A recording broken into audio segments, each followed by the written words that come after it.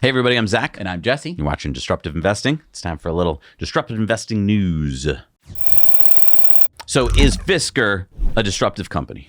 Fisker is the California-based EV company founded in 2016 by Henrik Fisker. So remember, Henrik Fisker was hired as a design consultant in 2007 by Tesla to work on the Model S, and then Henrik left Tesla's employ in 2008 and was subsequently sued by Tesla for stealing confidential information. An arbitrator ruled that Tesla sued Fisker in bad faith as a way of stopping him from starting his own car company, and Tesla had to pay Fisker's $1.4 million in legal expenses. So anyway, back to my question. Is an EV company automatically a disruptive company? I mean, one might say that electric vehicles are disrupting the ICE, internal combustion engine auto industry. So ipso facto, all EV companies, especially companies that only make EVs, are then disruptive. Under that argument, all auto companies back in the early 1900s that were making cars were disruptive because they were replacing horses. But I think we have to be careful here. While maybe I would agree that EV companies are disruptive, as investors, we don't want to just blindly invest in all EV companies. Right. That would be akin to investing in Edsel and other ICE car companies that never made it back in the early 1900s. Right. So let's go back to the early 1900s. How would you have known as an investor which auto companies to invest in and which ones to stay clear of? Good question. And that's why I think it's important to keep looking at all the players to make sure we don't miss any that might be the next big up-and-comers like Tesla. So let's take a look at Fisker. It started production of its Ocean SUV, which is being made in Austria by Magna Steyr. Q1 results were a bit underwhelming with only 55 Ocean SUVs made, which is well below their target of 300. But how did Fisker do in Q2? Fisker had aimed for about 1,500 to be produced, and instead they produced 1,022 Oceans, explaining that they had some parts shortages and supplier issues. On the plus side, by the end of the quarter, they were able to reach an 80 unit a day assembly rate, and so now they say they expect to produce over 1,400 EVs this month. Fisker ended the quarter with $625.5 million in cash, and they had a total loss in Q2 of $120.6 million. In June, Fisker delivered its first Ocean SUVs in the US. Fisker claims that the Ocean Extreme has the longest range of any electric SUV currently available in Europe, with a range of 707 kilometers, that's WLTP, 440 miles WLTP. So more like 350 miles. Right. And their goal for 2024 is to make 50,000 units. And I guess my question is this company disruptive enough? Like, what is it about this company that you would say is disruptive? Because remember, the Ocean has things like California mode, where you hit one button and all the windows go down. I just don't think that that's disruptive. It's cool, but it's not disruptive. Really? You don't think that's disruptive? No. Nobody else is doing it. No, you got to hit 4 buttons on most cars. Yeah. So, I mean, are they really a car company, though? Right, because, I mean, their cars are made by a third party that makes cars. I mean, is Magna the actual disruptive company here? They've tricked everyone into thinking that they're just a supplier when in actuality they can make an entire car from scratch. And I think this goes to what is a disruptive company. And I think you have to really go to the founders and the leaders of that company. If you're just following other companies and getting into, say, the cell phone market, then you have to ask, like, okay, well, this cell phones are disruptive, or were at the time, but like, does that mean I'm really truly investing in a disruptive company? Unless that company is like an Apple that is constantly coming up with disruptive ideas, or was. Yeah, I just don't know if Fisker would qualify to me as a disruptive company. It's almost like it's riding on the coattails of other companies. Right. Because again, if this had come out, let's say 2016, let's say 2017, let's say 2018. Yeah, it'd be impressive. I would say all the way up till 2020, maybe around 2020. Once you start to get the Model S out there, it's just really hard to want to be like, wow. I also think there's a magic number when it comes to range. To me, the magic number is around 300 miles of real world range. If you can hit that number, then getting more than that in your car, to me, is kind of superfluous. It's not really necessary. I think that a lot of these car companies, though, did early, customer focus groups, and they heard, well, I'm just afraid I'll run out of range. And so they're like, okay, how about if you had 1,000 miles? Would that be good?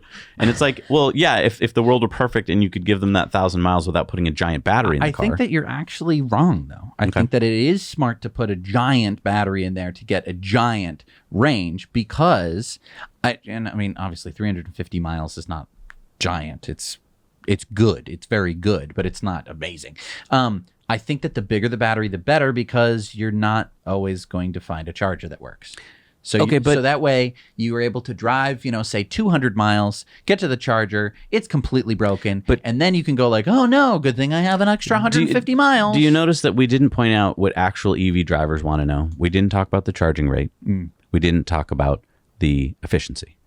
Those are two important numbers that until you drive an EV, you don't realize how important they are. So that's kind of what I'm getting at, is like these companies seem to be aiming at what they think people care about. And maybe they do, but they only care about it until they get educated. This is actually a huge point that I don't think anyone talks about that frequently, which is because the EV market is so new, there is just not a lot of experienced EV buyers out there. I mean, you and I are probably, you and I are pretty experienced EV buyers. I mean, I've bought, a Leaf, a Tesla. You've bought a Tesla, so I got to experience that. I got to experience an i3, the Rivian, that I actually drove for more than a couple days. The Rivian, the F-150 Lightning.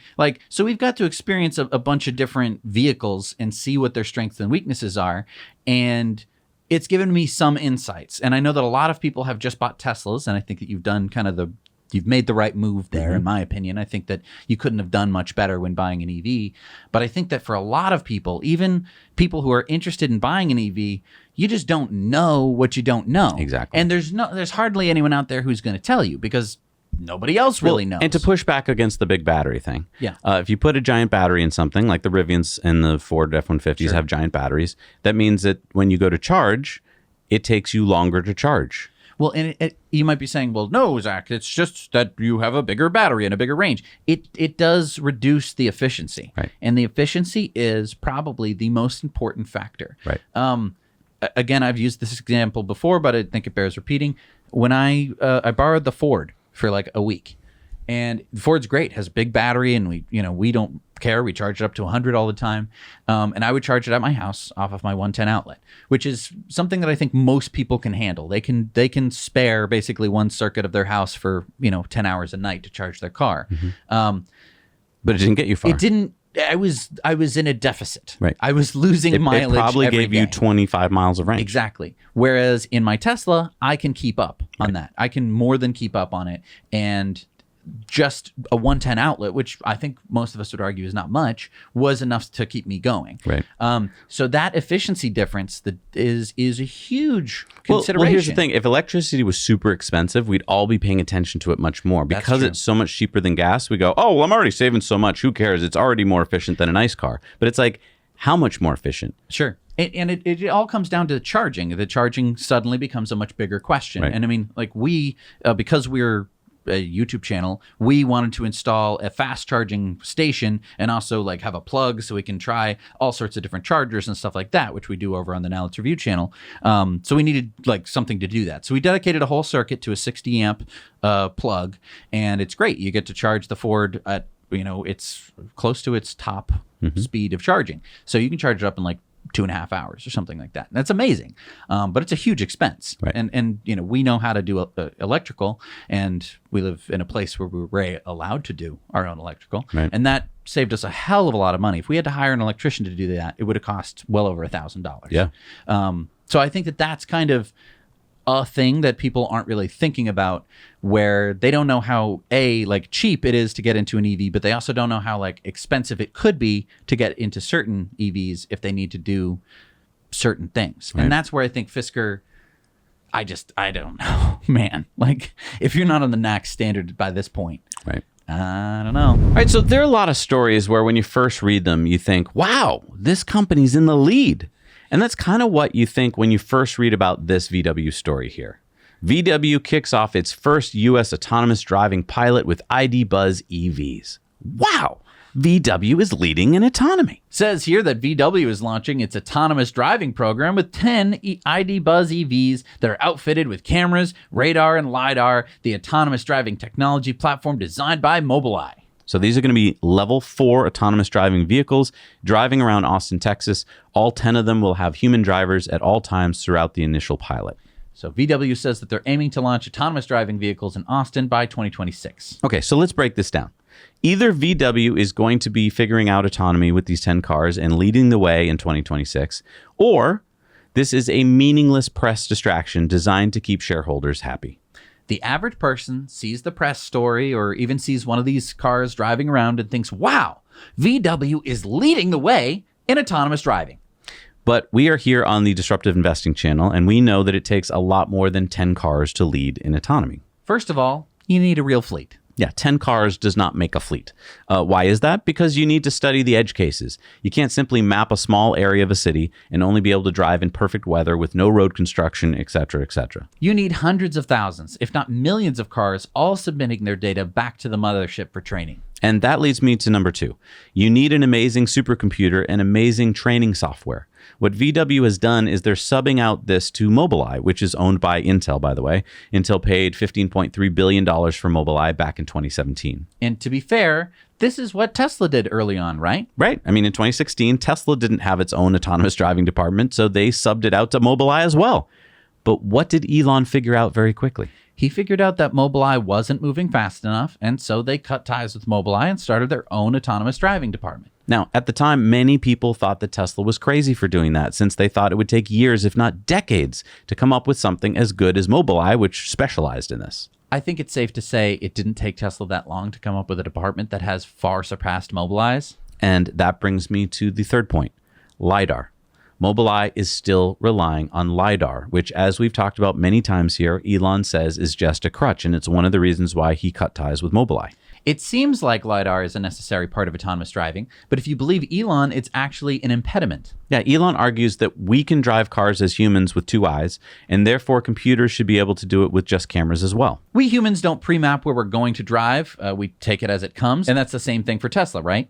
But these other systems by Cruise, Waymo, and now VW, they rely heavily on mapping. They can't really handle the world if they don't already know what it looks like. So when I look at this story, it seems like an act of desperation. It seems like a company that doesn't really know how to get where they're going, and so they do what all major corporations seem to do. They either buy a company or they hire a company that can answer the problem for them. You'd like to think that these companies have amazingly smart people who know about all sorts of topics like autonomous driving, but the fact is VW and other big automakers know about one thing: making cars the way they've been making them for 100 years. They're not innovators. They are not disruptors. Asking them to come up with an autonomous car is like asking a dog food company to come up with the rocket. It's just not in their wheelhouse. Just because an autonomous car is going to have 4 wheels doesn't mean that a company that makes a 4-wheel car can make autonomy. And that's what we have to be careful of here as investors, and why we're talking about it on Disruptive Investing. We're not just bringing you the headlines, and we're not just bringing you the press releases. We want to look a bit behind the curtain to try and figure out what's really going on. And this is the kind of stuff we talk about on our Now You Know Investor Club bonus stories every week. We dive into the meat and try to bypass all the fluff. If you'd like to help us on our mission to bring you the real news every week about the EV revolution, the sustainable energy revolution, AI, robots, and more, please consider joining us on our Patreon. The link is down below. There's lots of cool perks that you'll get when you join. So I just can't believe that people are going to buy this story, right? That you have 10 cars on the road, and it's cool. It's the ID Buzz. We haven't even seen these in America. I think actually VW made a huge mistake. Why? Okay, so they not only are using the ID Buzz, which by itself would be a very recognizable car because no one's seen it before, but now they're wrapping it in, VW Autonomy, right? Right. And they're putting putting marketing. Yes, except that they're putting 10 of them on the streets in Austin. And you know what's going to happen, right? Because it happens to Waymo and Cruise. This is a new technology, and there's nothing wrong with it except that occasionally it's going to have problems, right? It's going to get stuck at a cone, or it's going to get stuck blocking traffic. And then what happens is you have people, and they take out their phones, and they go like, "Oh my God, what the heck is this?" And it doesn't matter if they're doing something wrong or not.